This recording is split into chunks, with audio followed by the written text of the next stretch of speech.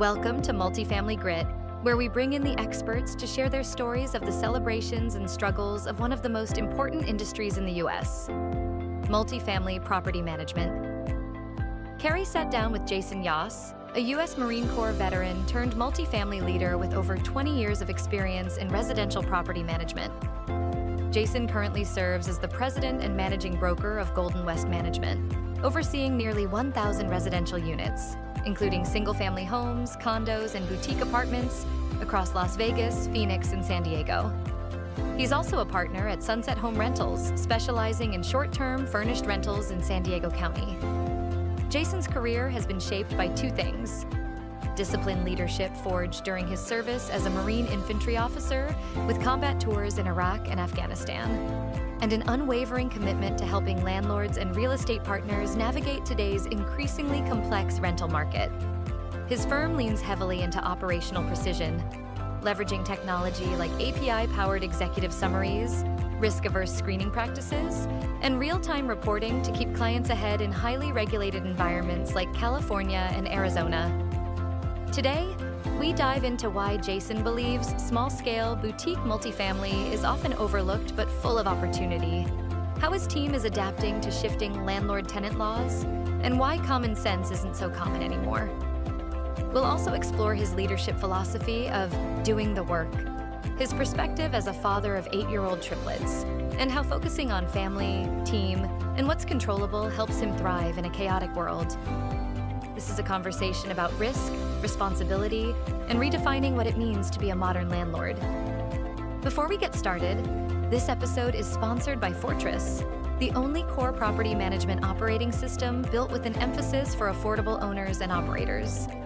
Fortress revolutionizes affordable management with features focused on automating housing assistance charges and payments to keep ledgers clean and accurate, centralizing file reviews and document storage through Fortress and AWS, and a free in-system smart waitlist to ensure your property stays in compliance. And don't forget, if you like what you hear today, please like, subscribe, and share with someone you think would enjoy this episode. Now let's get into it. Here's Kerri Davis sitting down with Jayson Yoss for a conversation filled with leadership lessons, practical strategies, and stories you won't want to miss. So, Jayson, thank you so much for being here today. Absolutely, Kerri. It's my pleasure. Excited to be here. Yeah, well, and thanks for your patience, because I'll go ahead and call it out since I'm a little bit of a wreck now.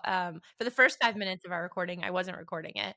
And then then we started recording and then I couldn't hear you. So I'm a disaster. I'm figuring out this whole podcast situation on the fly. So I appreciate your patience. Absolutely. Again, I think we talk about it all the time. No one's shooting at us. Nothing crazy is going on. Yeah. We'll figure it out. There's no reason to Exactly. jump up and down about this stuff. Exactly. We are not saving lives today. Not Correct. today. So, Correct. well, Jayson, before we get started, I'd love it if you would just take a minute and tell us how you got your start again. Take a minute again and tell us how you got your start in the real estate industry. Absolutely. So I went to the University of Arizona, and at that time I was interning for a top producer, and she helped me get my license. This was back in 1999. And at that time, for what you could get a bathroom in California where she worked, you could get an entire 4-bedroom, 2-bath house in Arizona. And so she was sending her clients out there to invest in Arizona property. And then she was like, hey, you're going to manage those properties. And so that's how it started. And so clients were paying $80,000-$90,000 for a 4-bedroom, 2-bath that students were renting for $400 a bedroom. So about $1,600, which is about half the mortgage. So that's where it started. In 2004, I went out on my own, opened up GoldenWest Management. And then by 2005, I was watching the war rage on Fox News, and I thought, I'm going to regret if I don't sign up and, see what's really going on. And so I did. I joined the Marine Corps, infantry, Iraq, Afghanistan, taught at the School of Infantry. And then by 2012, I returned back to the business, which at that time was still very small and was just running through one employee and my wife at the time. And from 2012 on, I dug deep and did everything I could to grow the business. And that's where we are today. Yeah, that's an amazing story. And I love that call to serve. I think you and I talked about this. You know, my husband had the same experience. 9/11 was our senior year of high school. Immediately after he enlisted and joined the Army infantry as well.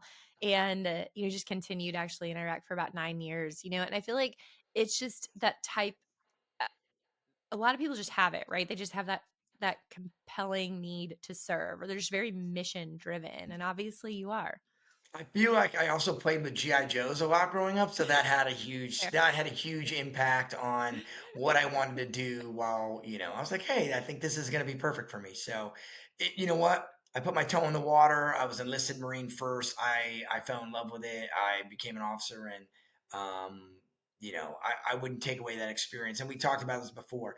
There's a bond and a brotherhood, not just with others who have served, but especially when I run into other Marines. And there's a huge respect for those who came before me and for the Yeah. youngsters still putting their hand in the air and willing to go out and serve right now. Yeah, yeah, I love that. I want to actually lean into that a little bit. So, outside of the brotherhood and um, that compassion to serve, and I'm sure a lot of really cool stories that you have. Obviously, it's probably had an impact on your approach to leadership and business. What do you think that impact has been? So there are a couple of things, and I just number one takeaway is just accountability. Mm, The ability to say, like, if something goes wrong as the leader, it's my fault first. What could I have done better? How could I have set my subordinates, or how could I have set the situation up for success? It's almost an anxiety level event, trying to make things perfect all the time. So I think that's number one. Number two, building out a team. The Marine Corps taught me everything in threes. So when we have departments, or we have settings, we've got a senior, and then we've got a junior, and then a super junior in almost everything we do. And that's the way we should report as well. Three people report to me. Usually three people report to them. So setting up a team. Those are that, and that commitment to accountability is huge. I think the last thing, and it's on my wall, it's a core value, it's solve the problem. At the end of the day, it's never going to be perfect. People pay us to solve problems. That's what we're here for. So yeah, it's going to go wrong. That's just the nature of the beast. Figure out the solution and let's move forward. yeah, I couldn't agree more. My time in the military taught me some very, very similar things. Accountability is huge, absolutely, in the military. And then you're right, problem solving. And in fact, I would argue my team would tell you that that's probably one of the things that I'm best at, just period. Like I'm kind of a jack of all trades. Like I can do accounting, I can handle our risk management, I can handle our contracts, I can do all these these things. I'm not great at any of them, but I'm really good at just like digging in and finding root causes and identifying like a quick and fast resolution just as quickly as possible. I think that's a great skill to have. And I agree. I think that that's something that can really be taken away from whether it's the military or any sort of like service based focus with a big team. Right? A lot of people want to be right, and I think young people want a map. And so what Yeah. I've realized just being older is that I don't need to be right, and no, I got to figure out how to get it done. And that's what we're trying to teach our team members here. Like, look, I can't have a 10,000 page handbook. Like, you're going to have to engage your brain housing group and solve some problems. And you may be wrong, and that's okay. Your solution may not be the one. Your subordinate solution maybe make much more sense. Solve the problem. Yeah. I love that. You're not going to have a 10,000 page handbook. I mean, we can't dictate all the solutions to our team, but we have to give them the right mindset to be able to approach the problem. Do you think that there's a lot of people, not just younger people, but in general, who are like, show me how to do it? Hmm. I've come across that a lot in business, and sometimes I'm like, look, I can give you the 70% solution, but you got to figure out the rest. Yeah. Yeah. Yeah. Um, funny moment, and I'm actually going to ask you about your kids in just a second. But my son and I were driving back from, I had to take him to a doctor's appointment yesterday. He hurt his elbow playing soccer, and we were headed back. And I was like, "Hey, you should go ahead and message your coach in the app that we use for soccer, and let him know that you got a clean bill of health. Like the X-ray came back great, and but include." Either me or your dad or both of us, because you're not allowed to text coaches like one-on-one at this age. So you Sure. just got to include us in it. And I was like, "Do you know how to do that in the app?" And he was like, no, but like, I'm sure I can figure it out. Just give me a second. And I was like, oh, thank Proud goodness. mom moment. Thank goodness. And I got a little emotional. And he's like, Mom, like, chill the hell out. Like, I was like, but I'm so proud of you that was your Yeah. answer. And he's like, you can like calm down now. But Yeah, I mean, that first of all, as far as kids go, like every moment after, like as they get on their own, it's such a proud, like you want to tear up. Even me, I'm like, my kids are throwing the ball as hard as they can, as far as they can now, and I'm just like, oh my god, I can't believe they're doing that. So anytime I see my kids learn and then use their brain and solve problems on their own or take care of things on their own, like it's amazing. It makes you feel like, oh my gosh, I'm doing something right. Because guess what? I still haven't received my parent handbook in the mail. And I've been looking. I thought maybe they sent it to the wrong address. I don't know, but I haven't gotten that one. So, you're trying to do the best you can without a guide. yeah, that 10,000 page handbook. Right. Um, okay, so but speaking of children, and you've mentioned yours, triplets. How do you balance that? Building a company and running a house with triplets. It's incredible. First of all, they're amazing. I'm truly blessed. I think as parents, all we want is happy and healthy, and I'm lucky enough to have that. So I'm super blessed there. Um, I've got two boys and a girl. And one of the things I've learned is that I didn't grow up with girls in the house, and my mom is like the only gal of four boys. So, um, I think that it was definitely new to me, and I Yeah. never knew that you would melt like anytime your baby girl says, "Daddy, I want this," or "Let's do that." And so I noticed that every one of them is different, even though they're triplets. They all have a different personality, different body size, different everything. But it's my baby girl that like has totally can get me out of my element just by smiling at me. But the boys are amazing, and it's taught me a lot, especially um, the pace that they learn, the pace that they grow, how they all interact. I'm super blessed, and I couldn't imagine doing anything else in this world other than being a dad. Like I could Yeah. stop doing property management tomorrow, and I think the world would move on. But being a dad has been one of the best jobs, and I'm super happy to do it. Oh, that's amazing. I still cannot imagine triplets. I have two boys and they are 10 years apart because that's how traumatized I was from having one young child and trying to balance everything at that time. So, Well, I'm gonna also tell you, just from a dad's perspective, the first couple years of life, I mean, the first year specifically, I know how to change diapers. I'm pretty good at it now, but that's really all I was really doing. In years 2 and 3, there wasn't as much dad involvement. But look, by year 4, especially 5 and 6, like it's all dad. And right now, my kids are 8. Over the last 2 years, it's like, what can we do? Oh, let's want to do skiing. Let's do it. Want to learn to ride bikes? Let's do it. Want yeah. to throw the ball? Let's do it. My daughter's playing basketball. My sons are doing great at baseball. We're swimming. We did surfing all summer. Like, Oh, this is amazing. dad's time to Yeah. shine, where it makes sense. Mom is doing all the nurturing. She's setting them up for success in that early time. So, look, dads, when you have those kids, you're there for support. You got to do what you got to do, but grind, keep working. And then as they get a little bit older, boom, tag, you're in, and then they really need you, and they need your ability to help them, become self-sufficient and grow into, the little boys and girls they want to be. Yeah. Hey, I think that's a great approach. Like I mean, I agree. As long as, there's a strategy involved and Yeah. you're there and, there is eventually a 50-50. I think it's a great approach. I think that's awesome.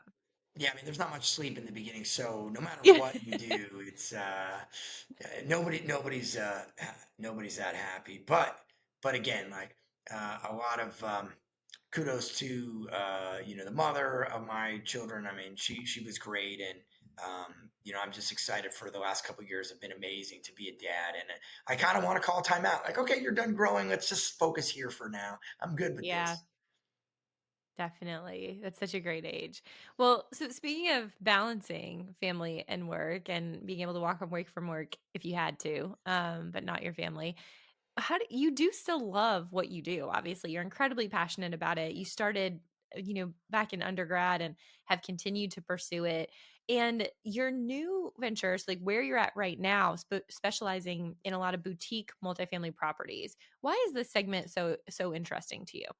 The reason I love boutique, and let's say 4 to 40 or even 8 to 80, but usually I like to say, somewhere between 8 units and 40 units is really boutique. You're too small for the big guys that come down and manage you, Yeah. and you're too big and complicated, and the strategies don't fit like single family or your mom and pop Hmm. company. So there is that niche, and we'll refer to it as boutique or boutique apartments. And what I love the most about it is truly problem solving. Like case study after case study, being able to take a property that's not performing, put in some time tested strategies, proven techniques for success, and then 3, 6, and then by 12 months, everything's on autopilot. Things are running smoothly. You have investors or property owners who are just really appreciative of the way that they're able to now pivot from having to be hands-on in their portfolio or that type of property, and they can go grow that portfolio, or they can step back and put their attention to something other than like trying to put out a dumpster fire. And that's mostly what we see with boutique. It's do it yourself or owner operator dumpster fires. And I always tell them, like, if I was performing the way you were, you would fire me. So why don't you take your hands off the wheel and let a professional step in and get you going on the right direction? And that's what I love about it. No 2 days are the same, and we're solving problems and making people's portfolio better. Yeah. And how are you doing that? How are you guys doing it? Well, first and foremost, we have the ability to see the blind spots that usually an owner operator or maybe a Mm. junior manager who's managing that type of property don't. And that's just because we've stepped on our crank and made all the mistakes over the past 21 years where it's like, okay, like we know a thing or two because we've done a thing or two. Yeah. So that's number one. Experience help lens into analyzing the situation, seeing it from a different perspective, and then we conduct triage. That's the number one thing. Okay, you can't fix it all at once. So what do we need to fix first? For example, right now we have a 14 unit complex. Okay. It's a fourplex and a 10plex next to each other. And we're at 50% occupancy. The owner's been doing it on their own for the last forever years. And there's a lot left to be desired. And so the good idea fairy, the owner comes in and says, let's do this and let's do that. And we have to step in and say, hey, first and foremost, the fourplex side is actually not in terrible condition. We can do a little bit of cleanup. You've got 2 of 4 units rented. You've got one close to being turned. Let's use a little bit of the money you have to do some curb appeal and finish that first unit and get it rented. And then we'll move on to the second unit. And now we'll have the fourplex side cleaned up. We'll have it occupied. We don't need perfect high rents, but we do need quality tenants. So we set a tone of keeping up that property, right? You don't have an on-site manager there. So that was the strategy. Then once we got that, we earned trust. The owner saw that we didn't break the bank. We just did the bare minimum to make it livable, to have curb appeal, to have quality tenants. And then we were able to shift to the 10plex side, which required a lot more. And we took the same approach. Hey, let's go ahead and do a little bit of cleaning. Let's start to go, 1 unit by at a time, the front units first. So that way, people don't have to walk past terrible units before to get to their new one. And then additional, we're able to look at, hey, let me see your lease contract. Let me see your expenses. Let me see what additional income verticals you have integrated. And so little by little, takes about 30 days to just figure out where we are, 90 days to have a plan in place and have it moving. And by about 6 months, you have a decent stabilization where then you can actually input a more aggressive strategy like, okay, do we want to see this change over the next 12 months?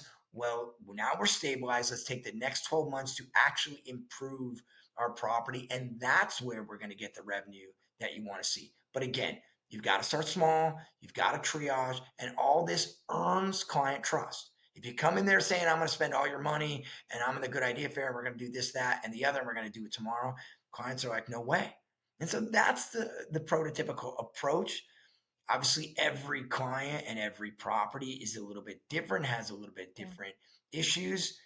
California is different than Arizona. There's different in Vegas. So there's different regulations you got to worry about. But this is a general approach to triaging and turning a property around. So I absolutely love it. And I'm a little jealous that you figured out that lesson in real estate. And it took me starting a tech company to figure it out, that there can only be one highest priority item at any given time, right? There's only one thing that's the biggest priority, and the one thing that you need to focus on, you need to figure out what that is and accomplish that thing. Because and honestly, a huge shout out to my product team and Ligia Castellanos, who's now my chief operating officer, but before she was my VP of product, and she taught me that lesson hard. But you know, when I was focused on real estate, and when I spent a lot of time with specifically real estate owners and third party owners, man, they didn't want to hear that. They wanted me to fix everything as quickly as possible, and they didn't have time for practical nuances or discussing what was the first priority. So, how do you get to that place with your clients of making sure that they understand what success looks like and what a successful timeline looks like? So, core value number one here is effective communication. If you cannot paint the picture for the client, for your colleague, for your partners, they're not going to see the vision the same way that you do. And that creates friction. So, the first thing you have to do is lay out specifically what their pains are, but what you see as potential problems. And then you have to lay out and paint a very clear picture of what you want to accomplish in a very generalized plan. Like, first, we're going to do this, and then we're going to do that, and that's going to lead to this. And the reality is, you're asking them to take small steps and small leaps of faith, and then let your track record of success with their property, with them being the client, help you create the next leap of faith, the next bigger step. That's the only way it's done. If I just say I'm the best, I've been doing this 21 years, just listen to me and get out of my kitchen, that's maybe what I want to say, but that's not going to help a client feel like they're entrusting their property, maybe something they scrapped and saved, or that their parents did the same and had it for 20 years and gave me. They're not going to trust me. They're not going to trust the process unless they understand it, unless they get regular metrics on it. Paint the picture, communicate effectively, and then set the expectations of, hey, we're going to check in here. We're going to look for this as a condition of success before we move to that. That resonates with clients. That being said, some clients don't want to listen. Some people don't want to share the kitchen. And that is one of those situations where I can't help you. And there's Yeah. plenty of stories of that. And we always look inward, like, what did we not do to earn their trust? What did we did not do to get this off on the right foot? But once we get some little wins, we find ourselves getting bigger wins. And then 6 months to a year down the line, those monthly executive summary calls are like, hey, do what you need to do. Like, that's the budget. That makes sense. Like, go. And that's where we all want to be. Those are the case studies that I love to talk to prospective clients about, especially DIY owners, because they have the hardest time letting go. Yeah. So that's fantastic. And that is so key and crucial. You're right. Is that like constant, clear communication and then earning that trust and getting to that place. But you also, say it a lot that, you're a part of those conversations. How are you continuing to grow? I mean, you've scaled to now 1,400 units. And how are you continuing to grow in that way without losing quality and or your mind, because you can't be everywhere at once. So how are you continuing to scale? So, 2019, I think we were, 1,650 some odd doors, and we were making no money.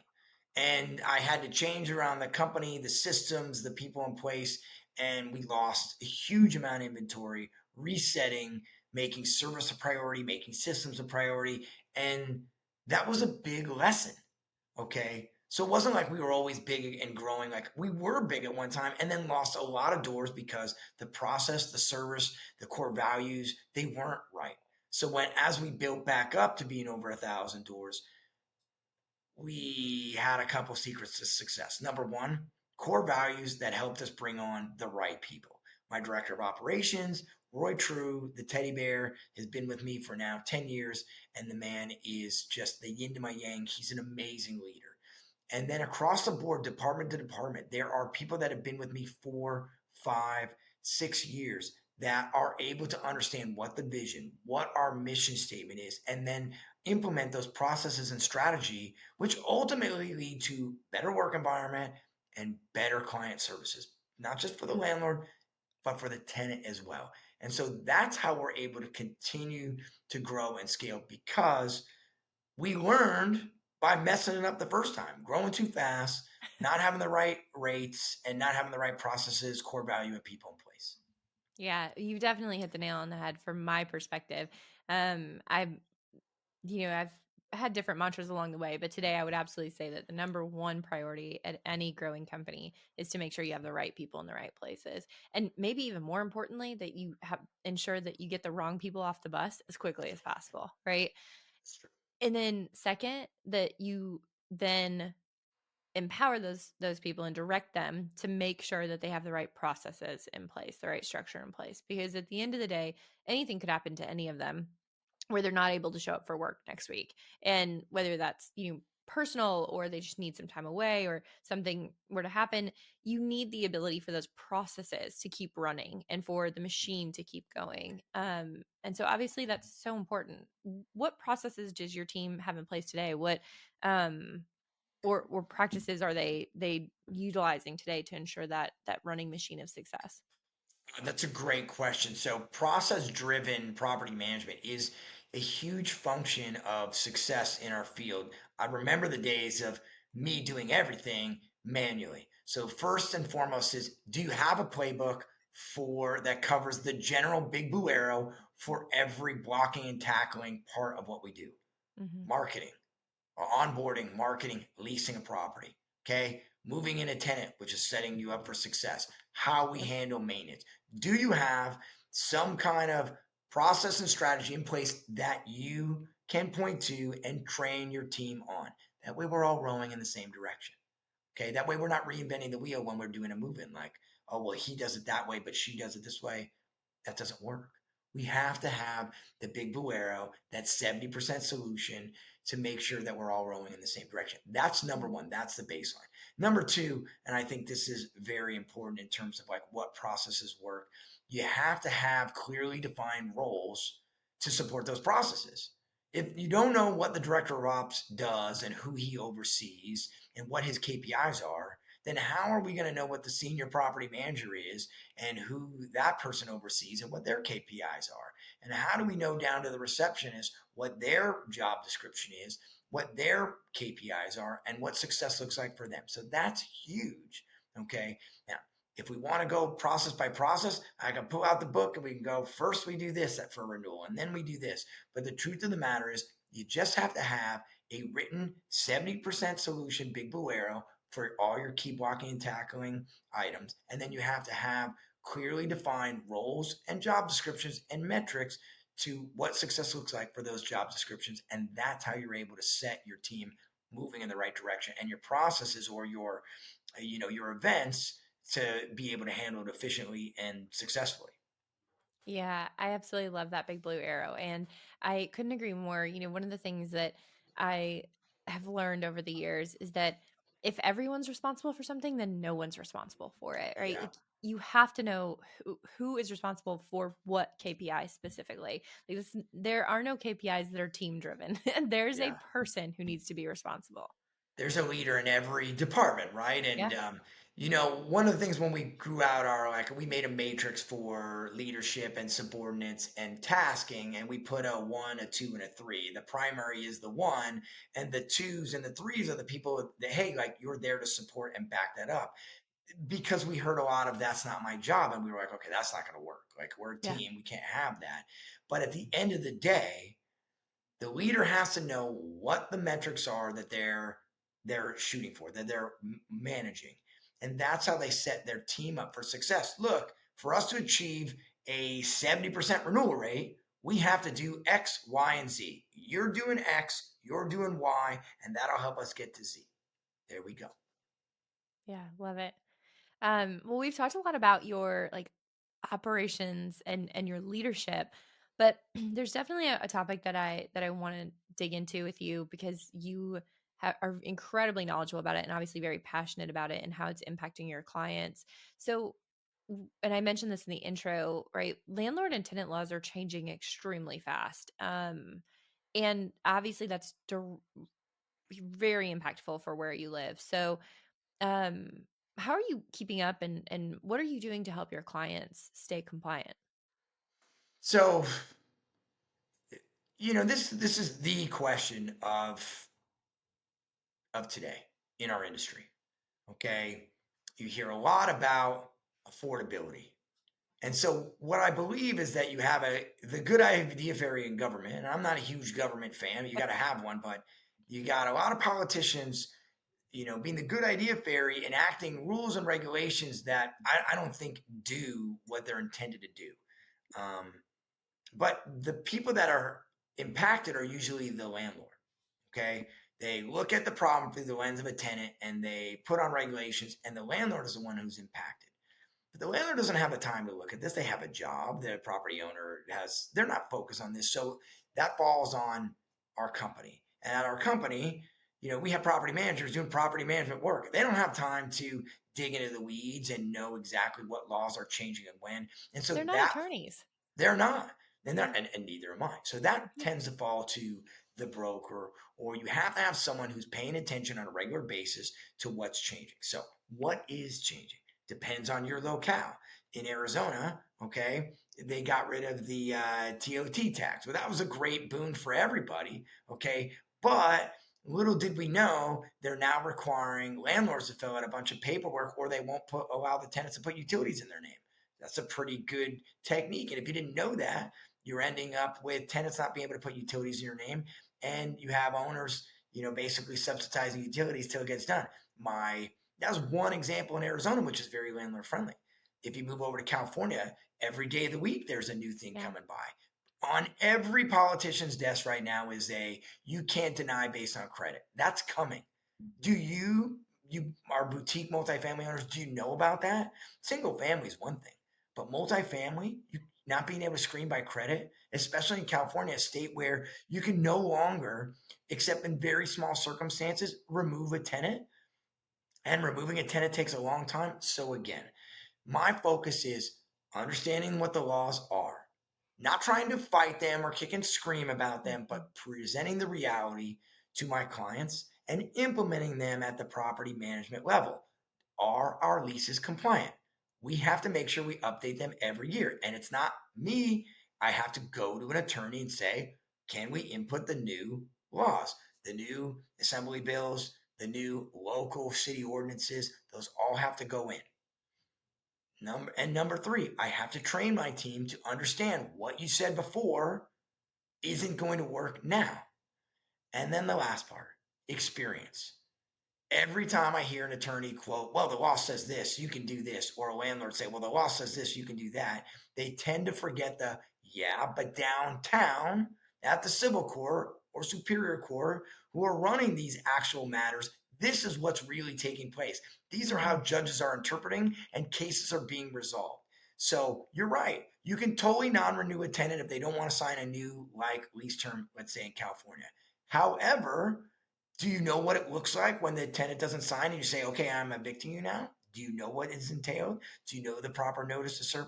So that's a large way of saying common sense is not the common practice in landlord tenant law. And the person responsible for paying attention to the updated laws, city ordinance and rules is us at the top of the property management food chain. And then we have to take care of our clients by implementing those rules, regulations, and ordinance changes, as well as practices on a regular basis. Yeah. And are there any practices that you have recently changed, or any um, procedures or structure that you've changed at your company now in order to better serve your clients or your residents based on these changing regulations? This is a great question. And let me answer it in two parts. Number one, through experience, we stopped fighting tenants. Okay. We used to have the position that, look, we have a fiduciary responsibility of the landlord. And we have the landlord side no matter what, and tenant, like, you don't comply, like, we're going to bring the hammer, looking for a nail. That is not the right approach. We shifted our approach several years ago, and a lot of that is because my company moved from Arizona to Nevada and then to California, and California doesn't play that kind of game.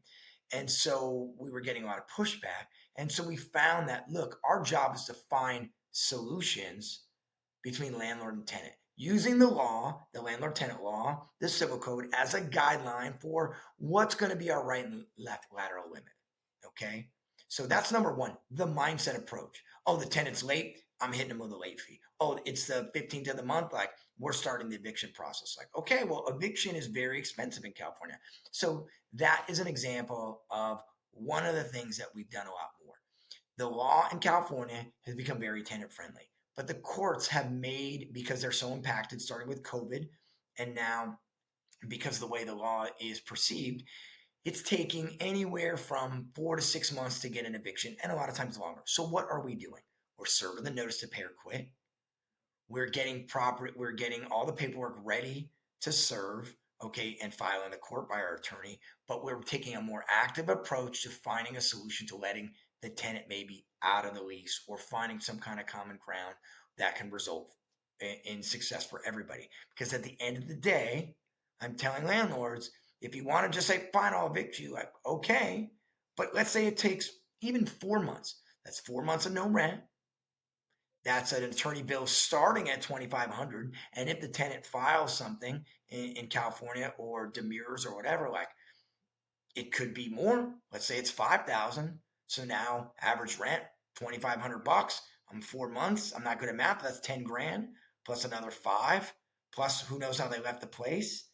And then, oh, by the way, good luck going to collect that judgment. So this is what I'm trying to guide my team as well as my landlords. When it comes to eviction, that's a nuclear button. Sometimes we've got to do all the things so we can get ready to press it, but we have to step in and try to talk our way into, can we solve the problem without that? Yeah, I love that. I think it's so smart, starting with the mindset and the fact that you're not just there to represent the landlord, but instead you're there to solve the problem. So I think that's brilliant. I'm going to take a little bit of a detour now because Sure.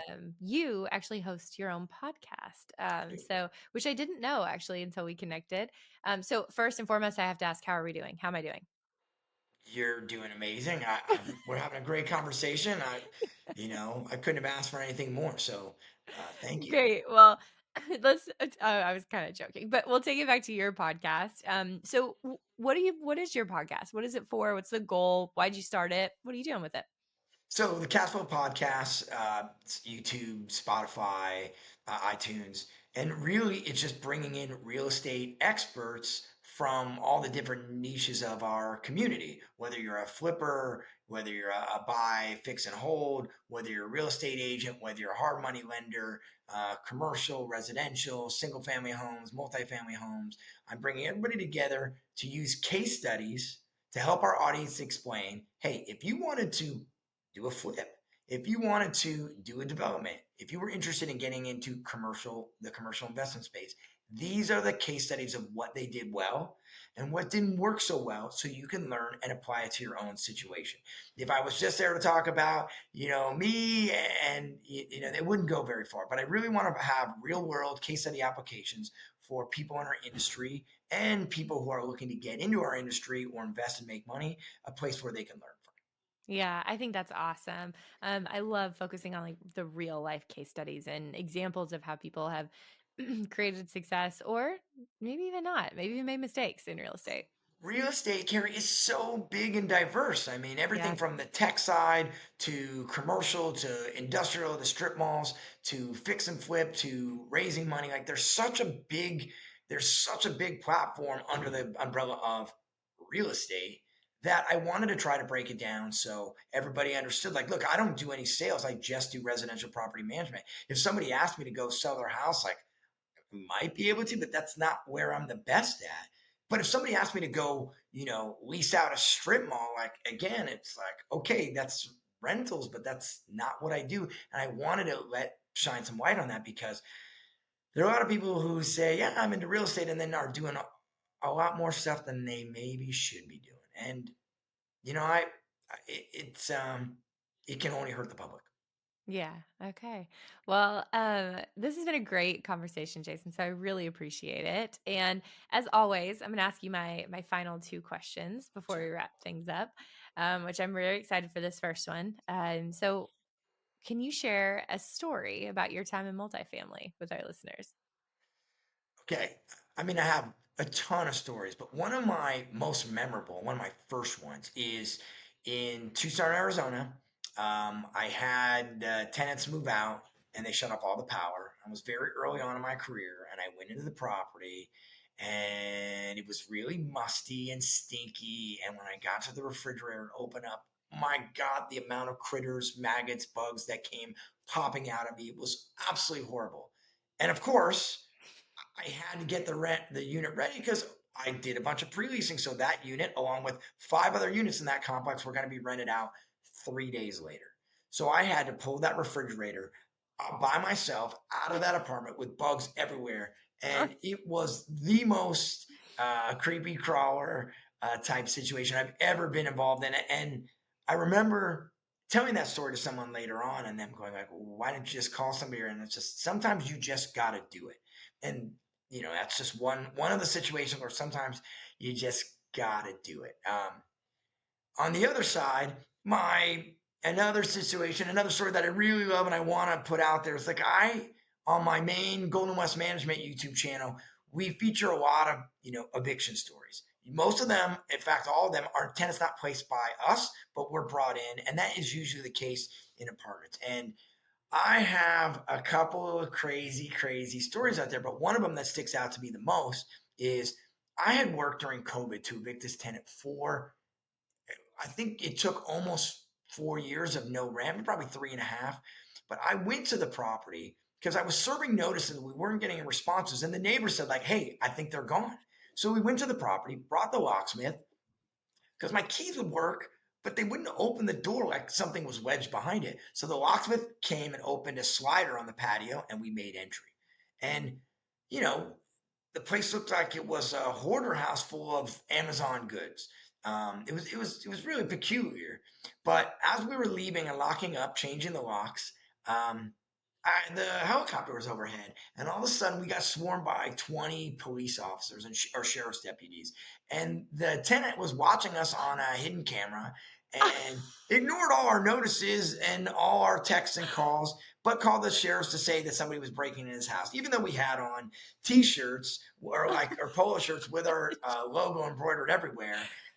So the sheriff came up and like they had the SWAT unit out, the dogs out. It was this crazy situation. They looked at our paperwork, they looked at everything and said, "Actually, you're in the right here." They let it go. And I remember the tenant was so upset that the sheriff didn't press charges.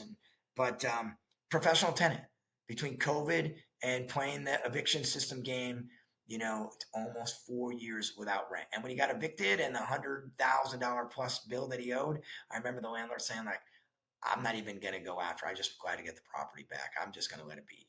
I was like, wow, Oh my goodness. That is an incredible story. I crazy. cannot imagine having SWAT swarm in on you while you are just inspecting a unit.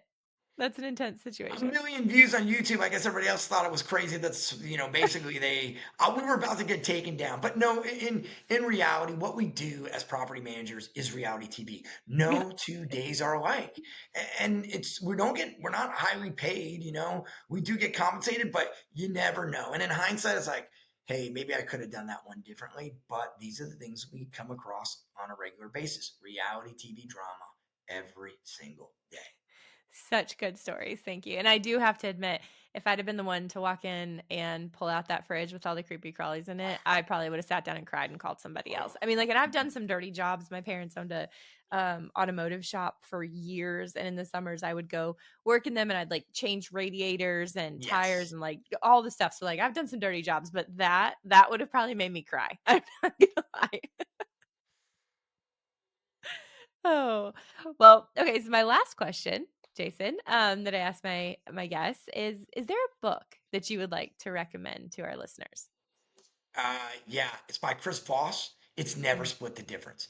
One of my favorite books. I read it and listened on audio. But here's why it's so good. This guy, it was a former FBI hostage negotiator. So he couldn't lose. Like there was no middle ground when it come to negotiating for a hostage. Like you don't get half the hostage. And that was his mindset. And so when he brought that over to teaching your business world Business professionals owners, like how to yeah. negotiate, it was such an eye-opening uh, um, philosophy. And the most important takeaways were there were simple techniques that you can implement that will increase your chances of having a better and more successful negotiation. And at the end of the day, not everybody negotiates to the middle. There are plenty of people and cultures that need to have wins. And so you need to be able to set yourself up for success, whether it be negotiating a vendor charge or your management fee or the rent amount with a tenant or just solving a problem. His book gave a lot of insights and techniques on how to be more successful and more efficient in negotiation. So that's I highly recommend Never Split the Difference by Chris Voss. That is one of the best ways to recommend that book that I have ever heard. Seriously, Chris Voss should pay you for that. Because I have always said, while I loved the book, first of all, my favorite part about the book was that he taught each of the lessons by sharing a story about Right. his time in hostage negotiations, which was just so cool because you got to hear Right. these like real life stories, which was so Right. fun. And then he would share kind of the lesson to be learned from that and his advice.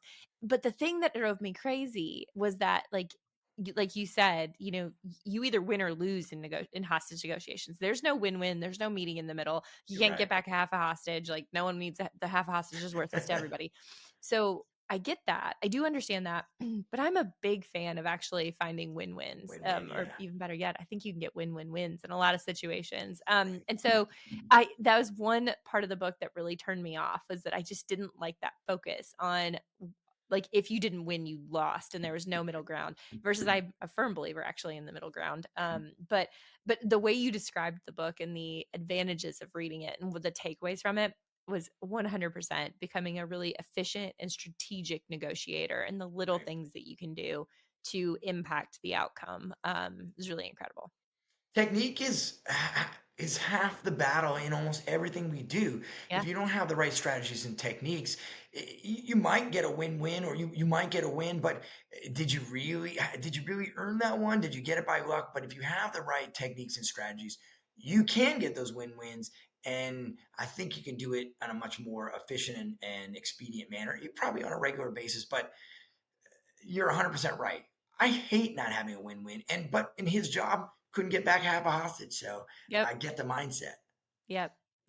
Well, Jayson, thank you so much for that. That was a phenomenal recommendation and some really entertaining stories and just a really great conversation for myself and for our listeners. So thank you so much for taking your time today. Kerri, thank you so much for having me on. It's an absolute pleasure. I appreciate all our time together. Same. Thank you so much for tuning in to this episode of Multifamily Grit. I hope you enjoyed hearing Jayson Yoss's remarkable journey from Marine Corps infantry officer to multifamily leader. His story is such a powerful reminder that accountability, problem solving, and disciplined leadership are at the core of thriving in both property management and life. We also want to give one more shout out to Fortress, our episode sponsor. Fortress is committed to revolutionizing affordable property management with smarter, more efficient solutions that keep communities thriving. If you found value in today's episode, be sure to like, subscribe, and share it with a colleague who would enjoy Jayson's insights on boutique multifamily, resilient leadership, and balancing growth with family. Until next time, stay gritty, stay passionate, and we'll see you back here soon.